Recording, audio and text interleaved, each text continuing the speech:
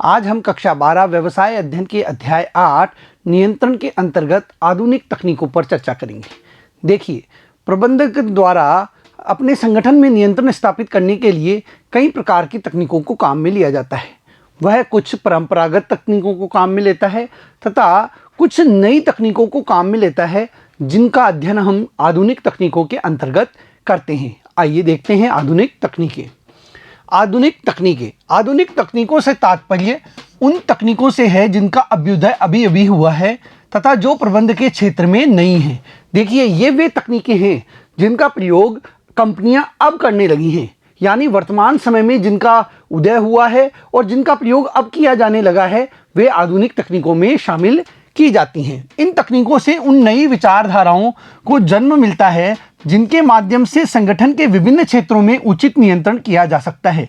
देखिए, ये नई विचारधाराएं हैं जिनके माध्यम से संगठन अपने यहाँ नियंत्रण की प्रक्रिया को स्थापित करते हैं। अब ये कौन कौन सी तकनीकें हैं, आइए देखते हैं। देखिए, आधुनिक तकनीकें, पहली है निवेश पर प्रत्यय। निवेश पर प्रत्यय का अर्थ होता है विनियोग पर आय, यानी आपने कितना इन्वेस्टमेंट किया है और उस पर कितनी आय हो रही है, उसका इसके अंदर पता लगाया जाता है और फिर नियंत्रण स्थापित किया जाता है। अनुपात विश्लेषण, देखिए, कई प्रकार के जो वित्तीय विवरण होते हैं उनकी गणना करके उनका विश्लेषण इस तकनीक के माध्यम से किया जाता है।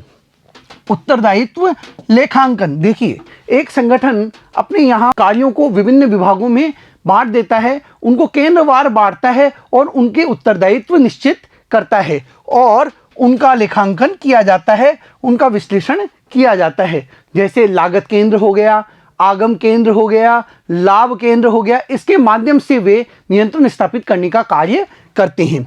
प्रबंध अंकेक्षण, देखिए, यह भी आधुनिक तकनीक की नई प्रणाली है। इसमें भी प्रबंधकीय कार्यों पर नियंत्रण स्थापित किया जाता है। पुनरावलोकन तकनीकें, देखिए, इसमें PERT और CPM ये मुख्य तकनीकें हैं जिनके द्वारा नियंत्रण स्थापित किया जाता है। प्रबंध सूचना तकनीक, यह कंप्यूटर पर आधारित तकनीक होती है और इसमें सूचनाओं का जो संग्रहण है और प्रसारण है वह बहुत तेज गति से होता है और उन पर नियंत्रण स्थापित करना भी आसान होता है। ये सभी आधुनिक तकनीकों के अंतर्गत आते हैं। आज हम इनमें से ही कुछ तकनीकों के बारे में अध्ययन करेंगे। पहला है निवेश पर प्रत्यय। निवेश पर प्रत्यय से मतलब है विनियोग पर आय। देखिए, हर व्यक्ति कुछ न कुछ इन्वेस्टमेंट करता है। हम कुछ न कुछ इन्वेस्टमेंट करते हैं और उससे कुछ न कुछ आय अर्जित करने के बारे में सोचते हैं। मान लीजिए हमने शेयर खरीदे हैं। जब हम शेयर खरीदते हैं तो ये सोचते हैं कि हमें कुछ न कुछ लाभांश प्राप्त होगा। यदि हम FD करवाते हैं तो यह सोचते हैं कि हम उस पर क्या प्राप्त कर लेंगे, ब्याज प्राप्त कर लेंगे। तो इसके अंतर्गत यह देखा जाता है कि जितना पैसा लगाया है उससे कितनी आय हुई है। देखिए, यहां पर हमने इसको निवेश के रूप में देखा है, यानी हमने शेयर खरीदे, हमने अपना धन उसमें निवेश किया। हमने FD कराई तो हमने उसके अंदर क्या किया है, निवेश किया है। उसके परिणाम स्वरूप हमें कितनी आय हो रही है, कितना यहाँ लाभांश मिल रहा है या ब्याज प्राप्त हो रहा है, यह हमारा क्या होगा, विनियोग पर आय कहलाएगी। तो देखते हैं इसे, निवेश पर प्रत्यय एक उपयोगी तकनीक है जिससे वे आधारभूत मानदंड मिलते हैं जो विनियोजित पूंजी के प्रभावपूर्ण ढंग से विनियोजन को मापने में सहायक होते हैं। देखिए, एक संगठन द्वारा जो पूंजी निवेश की गई है उस पर सही प्रकार से आय प्राप्त हो रही है या नहीं, उसका सही तरीके से विनियोग किया गया है या नहीं, इसका पता इस तकनीक के माध्यम से लगाया जाता है तथा इस बात का बोध कराते हैं कि पूंजी पर संतुलित लाभ उपार्जित हो रहे हैं या नहीं। जो पूंजी एक व्यवसाय में लगाई गई है प्रबंधक द्वारा, उस पूंजी पर लाभ अर्जित हो भी रहा है या नहीं हो रहा, उसका पता लगाने के लिए इस तकनीक का प्रयोग किया जाता है।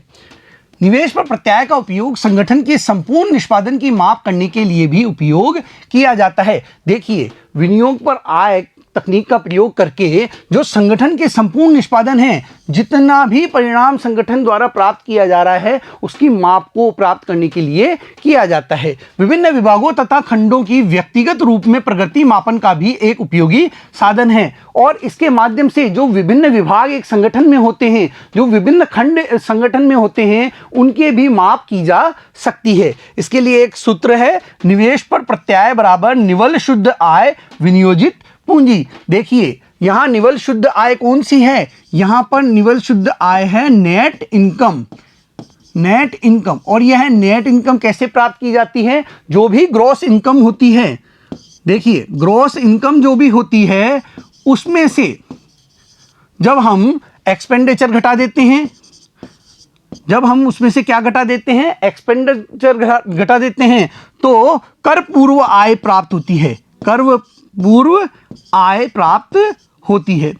और जब इसमें से हम करों को, टैक्स को घटा देते हैं, तो यहां पर हमें क्या प्राप्त होती है, नेट इनकम प्राप्त होती है। तो यह होती है निवल आय, शुद्ध आय। और विनियोजित पूंजी, जितनी पूंजी हमने लगाई है वह इसके अंतर्गत आती है। तो यह सूत्र हमें निवेश पर प्रत्याय यानी विनियोग पर आय को बताता है। कर से पूर्व या बाद की निवल शुद्ध आय का उपयोग तुलनात्मक अध्ययन करने के लिए किया जा सकता है। देखिए कर से पूर्व की आय का मतलब क्या है, जो हमने एक्सपेंडिचर घटाए हैं ग्रॉस इनकम में से, जो हमने ग्रॉस इनकम में से एक्सपेंडिचर घटाए हैं, तो यह एक्सपेंडिचर घटाने पर हमारे पास नेट इनकम आई है बिफोर टैक्स। ये हमारे पास क्या आई है, net income before tax I है। जब इसमें से हम टैक्स घटा देंगे तो हमारे पास क्या आ जाएगी, नेट इनकम आफ्टर टैक्स।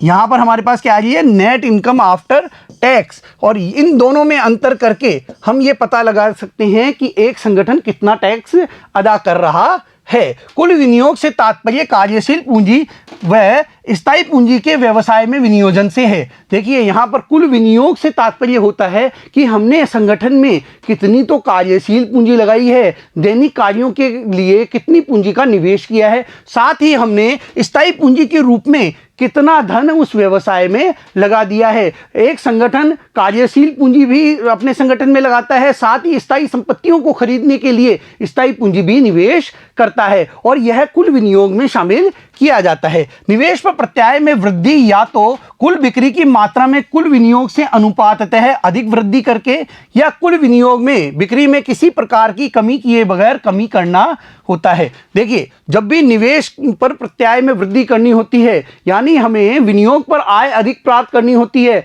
तो दो तरीके हैं कि बिक्री की मात्रा को बढ़ा दिया जाए। जब हम बिक्री की मात्रा को बढ़ा देते हैं तो हमारी आय में वृद्धि होती है, और यदि बिक्री की मात्रा में किसी भी प्रकार की कमी किए बगैर हमको लाभ प्राप्त करना है, आय प्राप्त करनी है, तो उस समय इन्वेस्टमेंट को बढ़ा दिया जाता है। दोनों ही तरीके से निवेश पर प्रत्याय में वृद्धि प्राप्त की जा सकती है। प्रबंधन को विभिन्न विभागों के निष्पादन की तुलना करने में सहायता मिलती है और इससे प्रबंधन विभिन्न विभागों के उत्पादन के अंदर जो भी निष्पादन निकला है, जो भी उनके कार्य के द्वारा परिणाम प्राप्त हुए हैं, उनमें आराम से तुलना कर सकते हैं। प्रबंधकों को निवेश पर प्रत्याय के विपरीत ढंग से प्रभावित करने वाली समस्याओं को ज्ञात करने में भी सहायता करती है और यह निवेश पर प्रत्याय के विपरीत ढंग से जो विनियोग पर आय को विपरीत ढंग से प्रभावित करने वाले कारक हैं, उनका पता लगाने में भी यह पद्धति कारगर साबित होती है एक प्रबंधक के लिए। आगे है अनुपात विश्लेषण।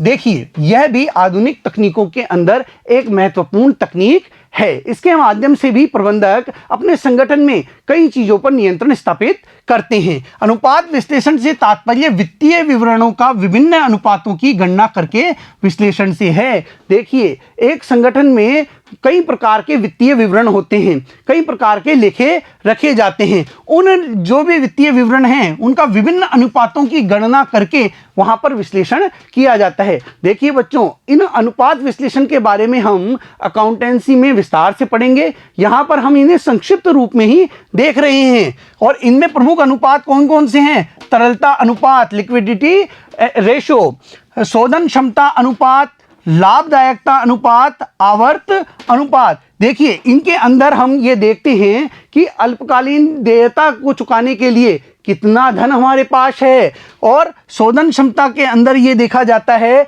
कि जो दीर्घकालीन दायित्व हैं उनको चुकाने की क्षमता है या नहीं है। इसी प्रकार लाभदायकता अनुपात में यह देखा जाता है कि कंपनी की में कितना लाभ हो रहा है, उसकी गणना यहाँ पर की जाती है। साथ ही आवर्त अनुपात में टर्नओवर की गणना की जाती है। यहाँ पर हम क्या करते हैं, टर्नओवर की गणना करते हैं। अब इन्हें भी देख लेते हैं।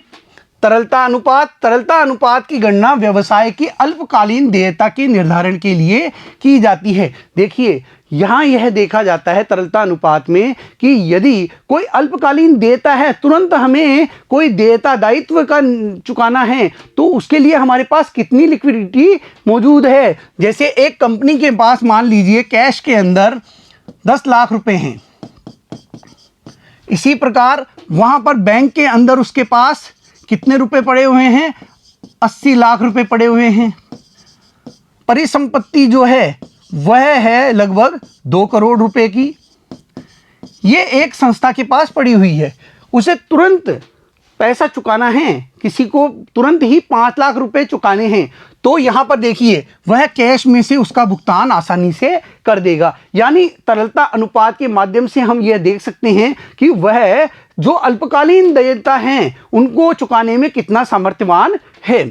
इस अनुपात से यह पता लगता है कि कंपनी अपनी अल्पकालीन संपत्तियों से अपने अल्पकालीन दायित्वों का भुगतान करने के लिए सामर्थ्यवान है या नहीं। कि जो अल्पकालीन संपत्तियां हैं जो कुछ समय के लिए ही उस संगठन में रहती हैं, उसके बाद में वो कहीं ना कहीं निवेश कर दी जाती हैं, तो उन संपत्तियों से क्या वह अपनी अल्पकालीन देयताओं को चुकाने में समर्थ रखता है या नहीं है। देखिए यहाँ पर उसकी देयता कितनी थी, यहाँ पर देयता थी 5 लाख रुपए की, तो उसने तुरंत ही जो उसके पास कैश में संपत्ति थी, पैसा था, उससे उसने उसका चुकान कर दिया है। यदि यह 15 लाख होती तो 10 लाख रुपए वह कैश से चुकाता, बाकी वह अपने बैंक से लेकर चुका देता। उसमें कुछ समय लगता, लेकिन वह अपने इन दायित्वों का निर्वहन कर चुका होता, इनको चुका होता। तो इस प्रकार यह देखा जाता है कि एक जो संगठन है वह कितना कैश अपने पास रखता है, और इसके पता लगाने के लिए कुछ अनुपातों का प्रयोग किया जाता है, चालू अनुपात और शीघ्र अनुपात। इसके माध्यम से तरलता अनुपात को ज्ञात किया जाता है। अगला है शोधन क्षमता अनुपात। वे अनुपात जिनकी गणना कंपनी की दीर्घकालीन शोधन क्षमता की जांच करने के लिए की जाती है, शोधन क्षमता अनुपात कहलाते हैं। देखिए आपने कहीं से उधार ले रखा है, एक संगठन ने उधार ले रखा है, तो उसके बदले उसे क्या देना पड़ेगा, ब्याज देना पड़ेगा। अब वह संगठन उस ब्याज को चुकाने के लिए सामर्थ्यवान है या नहीं है, यह पता लगाने के लिए शोधन क्षमता अनुपात को देखा जाता है। इन अनुपातों से यह ज्ञात किया जाता है कि क्या कंपनी अपनी ऋणग्रस्तता की आवश्यकता अनुसार सेवा करने अर्थात ब्याज आदि का भुगतान करने की अवस्था में है या नहीं। जो कंपनी ऋणग्रस्त है वह आवश्यकता के अनुसार अपनी ऋणग्रस्तता को पूरी करने की सुविधा रखती है या नहीं रखती। क्या उसकी संपत्तियां इतनी हैं कि वह ऋणों के ब्याज को चुकाएगी या नहीं चुका पाएगी, यह इस शोधन क्षमता अनुपात के द्वारा पता लगाया जाता है। ऋण क्षमता अनुपात, स्वामित्व अनुपात इसके उदाहरण हैं। इनके माध्यम से शोधन क्षमता अनुपात का पता एक संगठन में लगाया जाता है। अगला है लाभदायकता अनुपात। देखिए इन अनुपातों की गणना कंपनी की लाभदायकता की गणना करने के लिए की जाती है कि भाई कोई कंपनी लाभ में है या नहीं है, लगातार उसे कितना लाभ हो रहा है, किस वर्ष में कितना लाभ हुआ है, इसका पता इन अनुपातों के माध्यम से लगाया जाता है। इन अनुपातों में लाभ की गणना बिक्री या कोष अथवा विनियोजित पूंजी के संबंधित विश्लेषण से होती है। इसकी गणना कैसे की जाती है कि कितनी बिक्री हुई है, वर्ष 2005 में इतनी बिक्री हुई, 1000 यूनिट की बिक्री हुई, 2006 में 1500 यूनिट की बिक्री हुई, 2007 के अंदर 1600 यूनिट की बिक्री हुई। तो यहाँ पर बिक्री की गणना की जाती है, साथ ही साथ कितने रुपए में प्रति यूनिट, कितने रुपए में वह बिक्री की जा रही है, इसकी गणना की जाती है, और कितना पैसा लगाया गया था, यानी कितना धन इसमें विनियोजित किया गया था, इसके आधार पर भी लाभदायकता अनुपात की गणना की जाती है। सकल लाभ अनुपात, शुद्ध लाभ अनुपात, विनियोगों पर लाभ दर, इनके माध्यम से लाभदायकता अनुपात ज्ञात किया जाता है। ये लाभदायकता अनुपात ज्ञात करने के अलग अलग अनुपात हैं।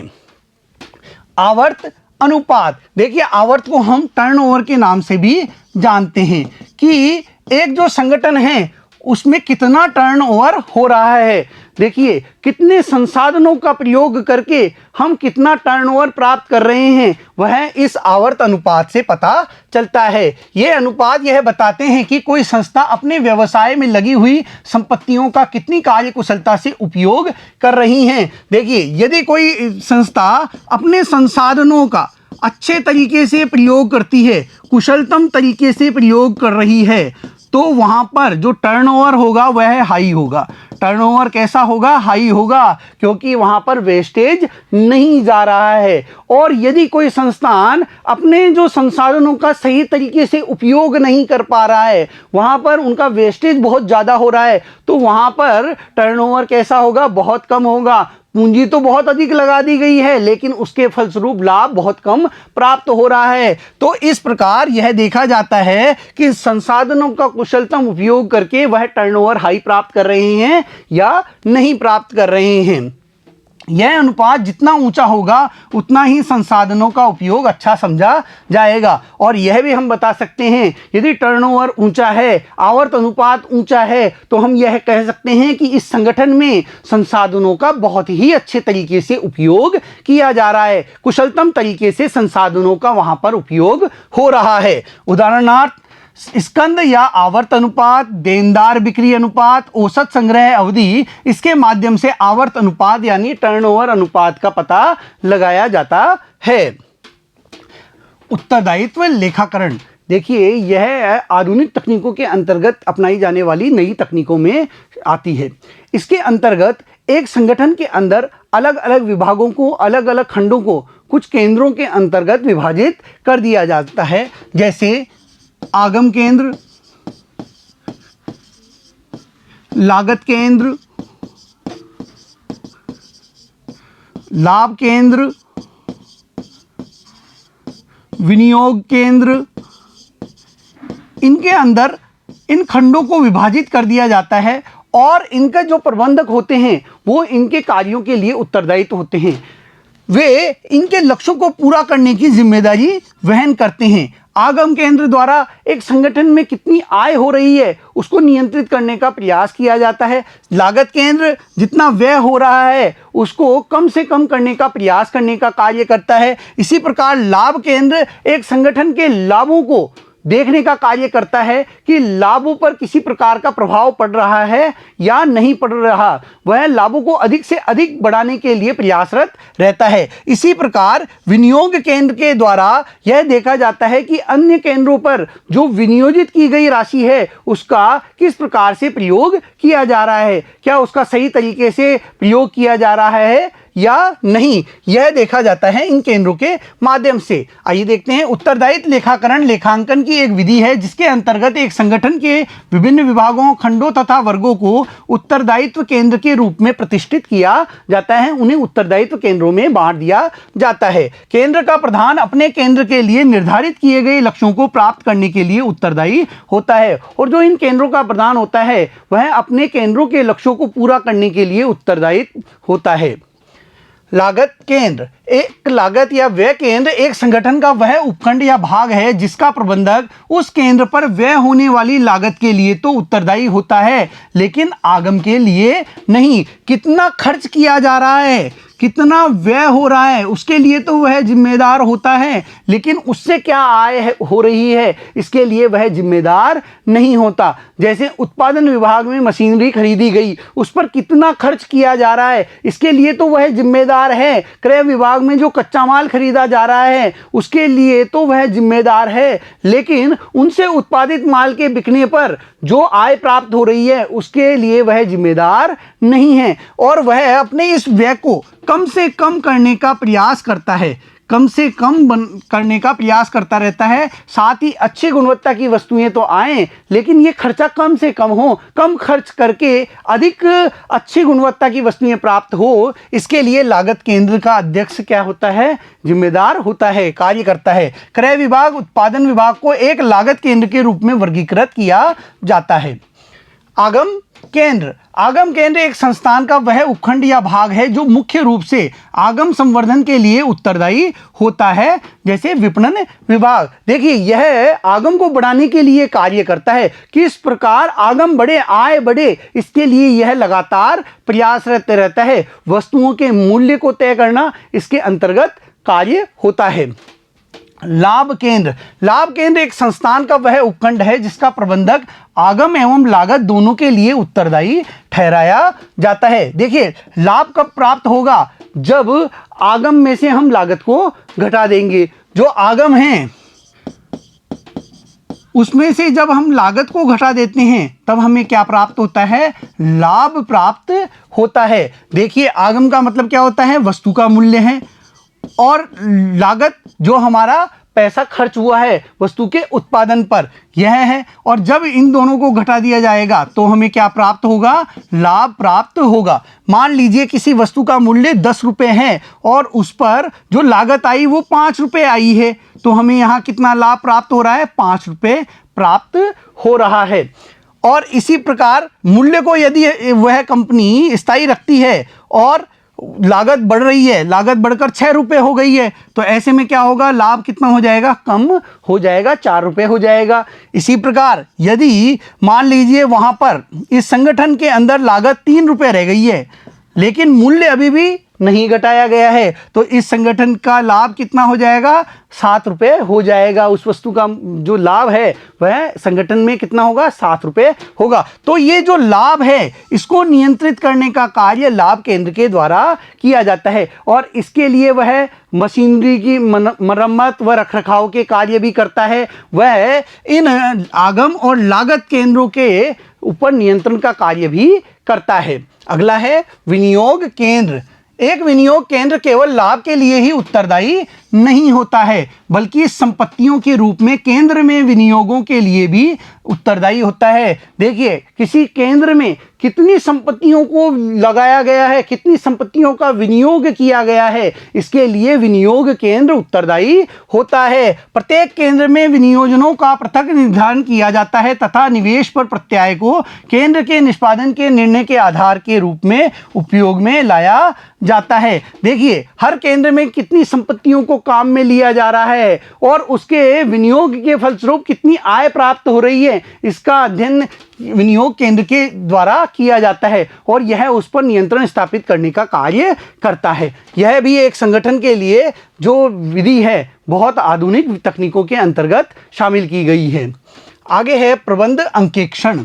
देखिए, इसके अंतर्गत प्रबंध की संपूर्ण जो कार्य प्रणाली होती है, जो गतिविधियां होती हैं, उन पर नियंत्रण स्थापित करने का कार्य किया जाता है। उसकी समीक्षा करने का कार्य इसके द्वारा होता है। प्रबंध अंकेक्षण से तात्पर्य एक संगठन के संपूर्ण निष्पादन की विधिवत समीक्षा से है। एक संगठन के संपूर्ण निष्पादन, जितना भी उसका परिणाम प्राप्त होगा, जितना भी हम उसकी परफॉर्मेंस हमारे सामने आएगी, उस संपूर्ण परफॉर्मेंस की समीक्षा करने से इसका अर्थ लिया जाता है, क्योंकि यह जितने भी परफॉर्मेंस आएगी यह प्रबंधकों द्वारा किए जाने वाले कार्यों के फलस्वरूप ही आएगी। तो प्रबंध अंकेक्षण में प्रबंधकों द्वारा जो भी क्रियाकलाप होते हैं जिससे एक संगठन की परफॉर्मेंस आंकी जाती है, उसकी समीक्षा की जाती है। इसका उद्देश्य प्रबंध की दक्षता तथा प्रभाविता का पुनरावलोकन करना है तथा भविष्य में इसकी कार्य प्रणाली में सुधार लाना है। देखिए, इसका जो कार्य है वह है प्रबंध की दक्षता तथा प्रभाविता का पुनरावलोकन करना, यानी प्रबंध कितना दक्ष है, कितना प्रभावपूर्ण है, इसका आकलन इसके माध्यम से किया जाता है तथा कार्य प्रणाली में सुधार लाने का कार्य भी इसके द्वारा किया जाता है।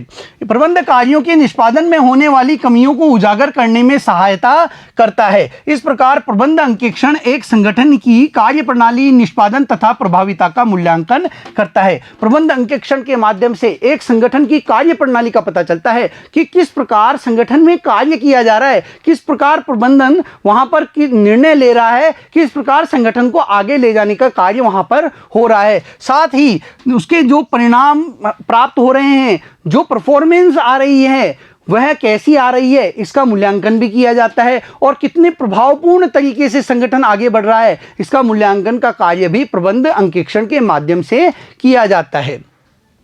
प्रबंध अंकेक्षण के मुख्य लाभ। देखिए, प्रबंध अंकेक्षण के लाभों के माध्यम से हम ये जान सकते हैं कि किस प्रकार यह प्रभावी होता है नियंत्रण में। प्रबंधकीय कार्यों के निष्पादन में वर्तमान एवं संभावित कमियों को बतलाने में सहायक होता है। देखिए, प्रबंध अंकेक्षण के माध्यम से जो परफॉर्मेंस प्राप्त हो रही है, जो निष्पादन प्राप्त हो रहा है, वर्तमान एवं संभावित कमियां जो उसमें आ रही हैं, उनका पता लगाया जाता है। साथ ही साथ यह एक संगठन के निष्पादन प्रबंध को लगातार मॉनिटरिंग कर उसकी नियंत्रण प्रणाली को उन्नतिशील बनाने में सहायक होता है। और प्रबंध अंकेक्षण के माध्यम से जो निष्पादन प्रबंध होता है, उसकी लगातार निरीक्षण करके उसका मॉनिटरिंग लगातार करते हुए उस पर नियंत्रण स्थापित करने का कार्य भी किया जाता है।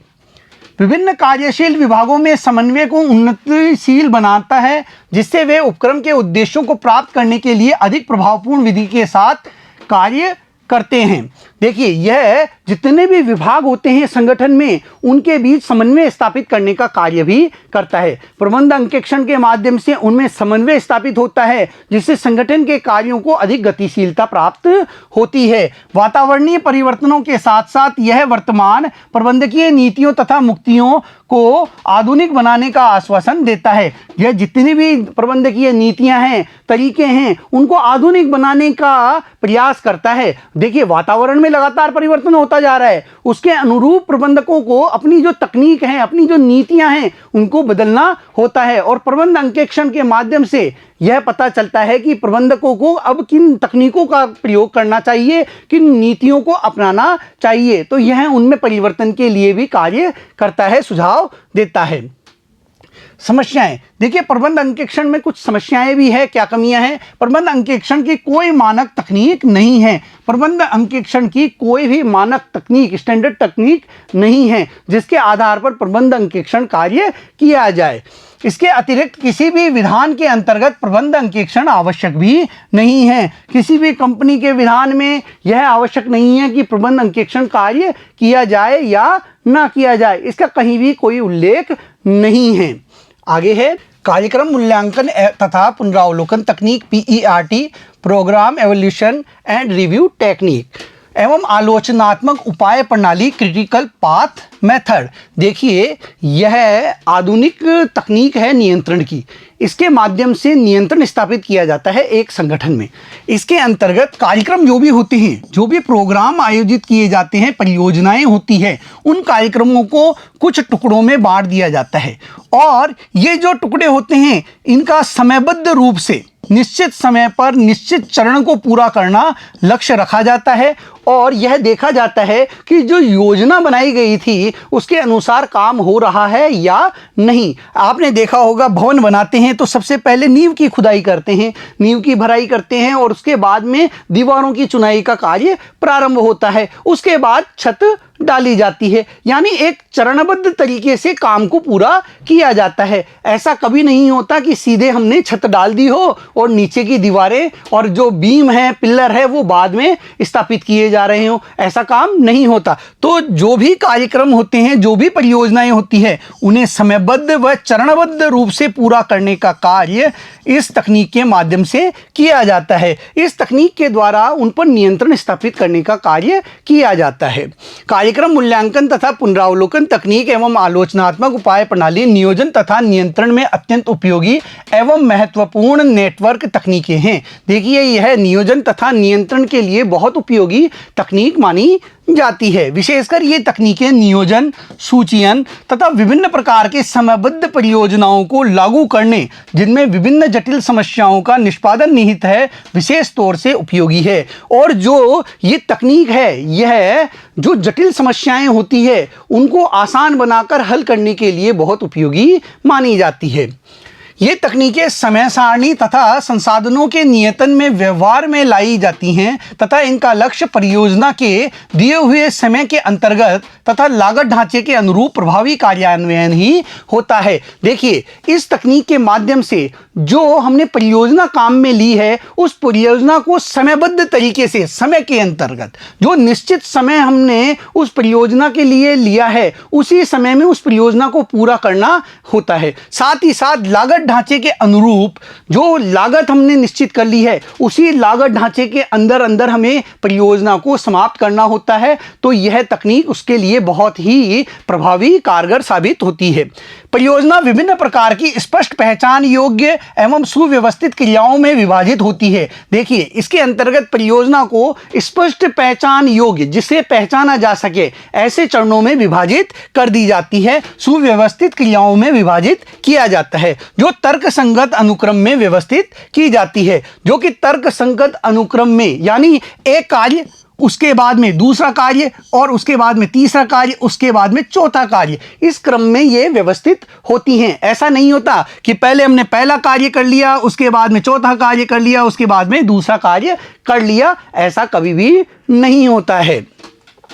परियोजना की क्रियाओं, प्रारंभिक बिंदुओं तथा अंतिम बिंदुओं के अनुक्रम को स्पष्ट करने के लिए नेटवर्क आरेख डायग्राम तैयार किया जाता है। जब भी कोई परियोजना बनाई जाती है तो उसका एक नेटवर्क आरेख तैयार किया जाता है, एक डायग्राम बनाया जाता है। जैसे मान लीजिए एक कंपनी कार का निर्माण करती है, तो वह सबसे पहले उसका बेस तैयार करेगी। उसका बेस तैयार करने के बाद में अगले चरण के अंदर उसमें टायर लगाए जाएंगे, उसके बाद में उसके अंदर उसके बॉडी का ऊपर का पार्ट लगाया जाएगा, उसमें इंजन फिट किया जाएगा, सीटें लगाई जाएगी। इस प्रकार उसका एक निश्चित क्रम होता है और उसी क्रम के अंदर कार्य होता है। तो यह नेटवर्क आरेख, यह डायग्राम पहले ही तैयार कर लिया जाता है कि पहले नंबर पे कौन सा कार्य होगा, दूसरे पे कौन सा, तीसरे पे कौन सा, चौथे पे कौन सा, पांचवें पे कौन सा। और यह प्रारंभिक बिंदु और अंतिम बिंदु को बताती है कि यहां से, जहां से हमने कार्य प्रारंभ किया है, जहां समाप्त कर रहे हैं,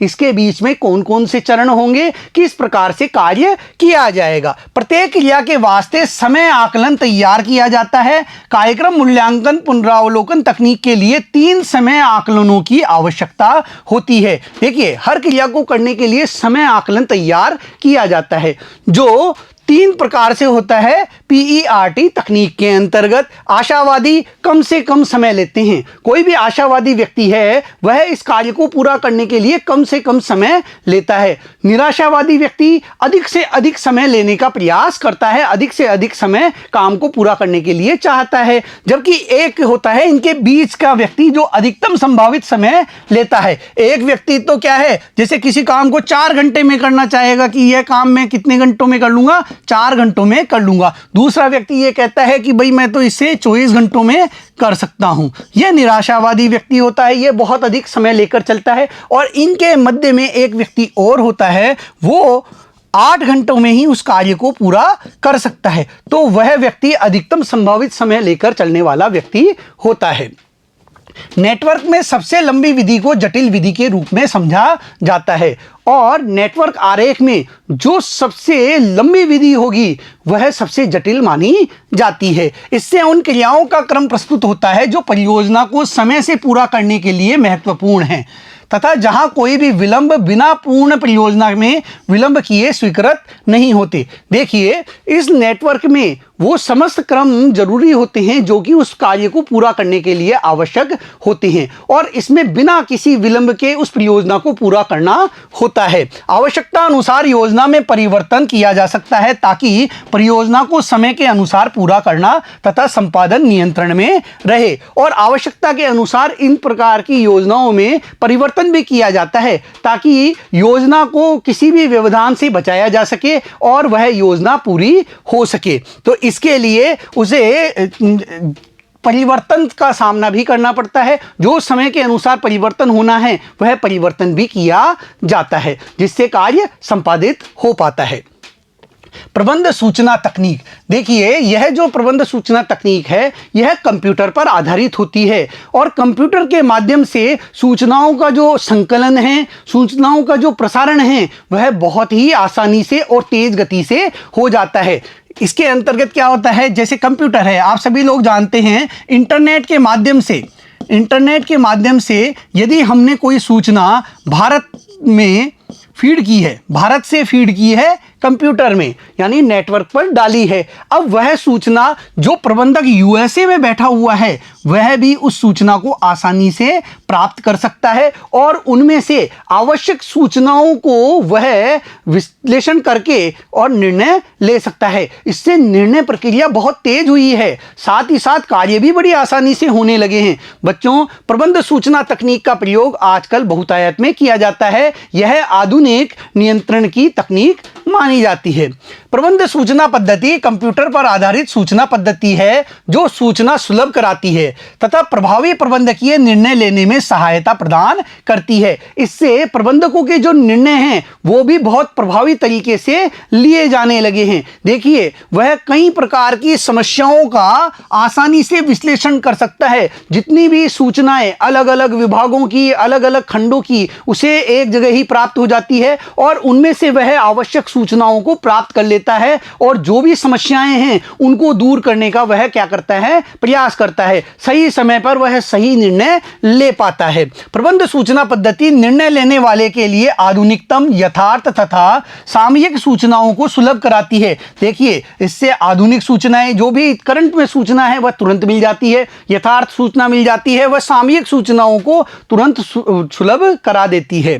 प्रबंध सूचना पद्धति एक महत्वपूर्ण नियंत्रण तकनीक भी सुलभ कराती है और इससे बड़ी आसानी से नियंत्रण भी स्थापित कर लिया जाता है।